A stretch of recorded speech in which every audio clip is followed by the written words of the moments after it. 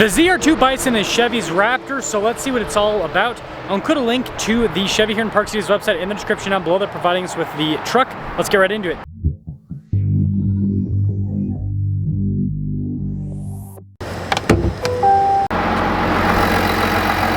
Under the hood is a 3-liter turbo diesel that goes through a 10-speed.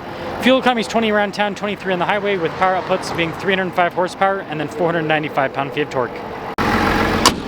If you also want to be considered a Raptor, make sure you subscribe. So you've got this piece on the hood. It's all blacked out, has the Duramax badge on either side. And then I like the sharp design with the headlights on the new Silverado. You can see you've got some painted elements in the grille. You have the Chevy flow tie, which has the red accenting too. With this Bison package, you get the bumper from AEV. It has fog lights, recovery points, and this is stamped steel, so it's lighter weight and it's also more rigid.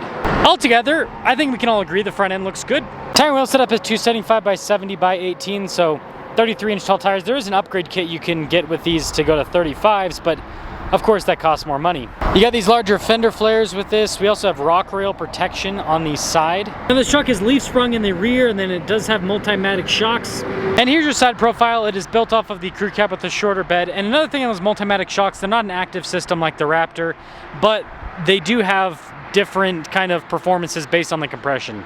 Key fob features on this, we have our lock and unlock function, remote start, you got the drop down for the tailgate, and then the Chevy bow tie in the back.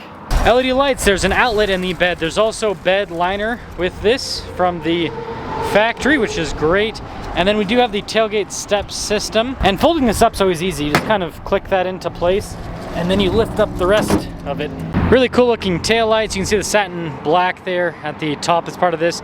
And then the AEV bumper on the back end. So that also adds to the durability, right, off-road, and you get rigid recovery points with it. This also has extra underbody protection, but that's the exterior. Let's check out the interior. The two different grays is pretty cool. You've got the darker and the lighter, the yellow neon stitching too. And you'll note that you got that gray continued onto the seats also. Got the behind the seat storage. And the seats do fold up as well. There is a flat loading floor. Legroom in the back is great. We have a storage pocket on either side. Cup holders, heated seats, USB ports. We've got some vents. Good headroom. They actually kind of bring that up quite a bit. And then this does have a power sliding rear window. Keyless entry for up front, and let's check it out. Blind spot monitoring with the mirrors. You've got memory seats with this truck. The mirrors power fold in, automatic for the front two windows. And you've got more of that kind of rugged trim on the door panel. 1,095 for the payload, and then the towing capacity is 8,700 pounds. AEV there on the headrest, and the seats are perforated all down the center. Smaller perforations to be easier to clean. And then you do have power adjustments with lumbar support on the side. Now to the left of the steering wheel, we've got controls for the heads-up display, your drive line select as well. This has a part-time for all drive system, but has high, auto, and low. There's light controls there, drive mode, and then your tow mode with the little trailer icon. Soft touch all around the steering wheel. You've got paddles on the back with radio controls below that. And then practical controls in the front face, including for the center screen, your cruise control, heated steering wheel function as well. Just like other Silverados, or you know, the upgraded ones, you've got a full digital gauge cluster in the center. Shows you what drive mode you're in, the drive line, you know, fuel, which is important too. This truck also has a heads-up display. It's there at the very end. And then we do have soft touch trim on the dash with more of that neon stitching. This comes with a 360 camera system. It's got good resolution. There's a bit of glare with the screen. Kind of all these modern Chevys. But as for the rest of the infotainment system, if the camera can ever really focus on the unit, it is quick to respond. It's got Apple CarPlay and Android Auto. You've got a little kind of side tab situation there too. Bunch of physical buttons here for like the volume control, and then you've got your lane departure, parking sensors, auto stop start, tailgate drop down, stability, hill descent, and this does come with diff locks for the front and the rear. There's also controls for the trailer brake controls, the dual zone climate, heated and ventilated seats, and some USB ports off to the side. We have a little bit of storage around the shifter here, and then the phone charging pads inside the center console. There's an outlet in there, some more USB ports. Nice trim on the top. You've got the same trim on the top glove box lid, and you've got two glove boxes. Camera rear view mirror like other upgraded Chevys, and then just a regular sunroof. 2026 ZR2 Bison diesel, all that, $83,599. Let's see how this truck performs. ZR2 Bison with the diesel. We are in four-wheel drive auto. And this isn't like, this is like a 1 out of 10, but this is the only place I had space to film, so you guys get like 2 seconds of off-roading. You gotta love the torque. I mean, we're in obviously four-wheel drive auto, which is high range, and it's just so torquey. The seat does squeak a little bit. They did some cloth trim to probably reduce the squeaking, but you still got a little bit of squeaking.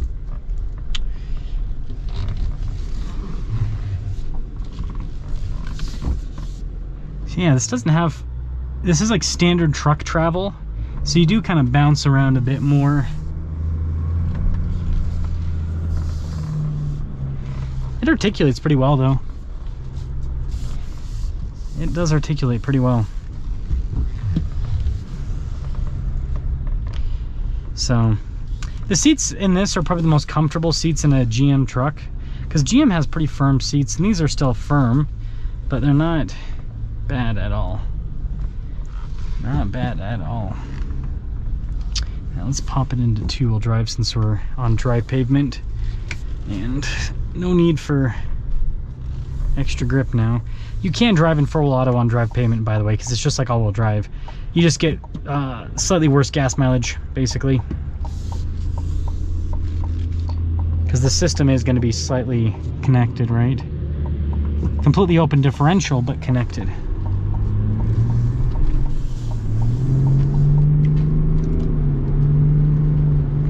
I love the torque this thing has.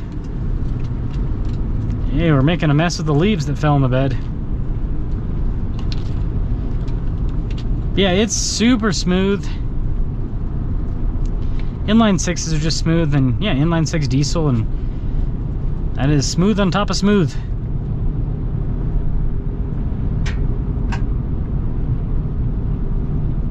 And the ride's comfortable too. Again, you don't have travel like a Raptor or an RHO, so it doesn't have that kind of like floaty Baja feel. It's more standard truck, kind of not uncomfortably firm, but firmer. Just kind of goes down the pavement. No double pane windows in this. So that is a downside, because again, this is priced similarly to a Raptor and an RHO, and those both have double pane windows. And it really is making the value proposition with these difficult. And I think that the sales show it, because like you look, and RHOs are actually selling out the most right now.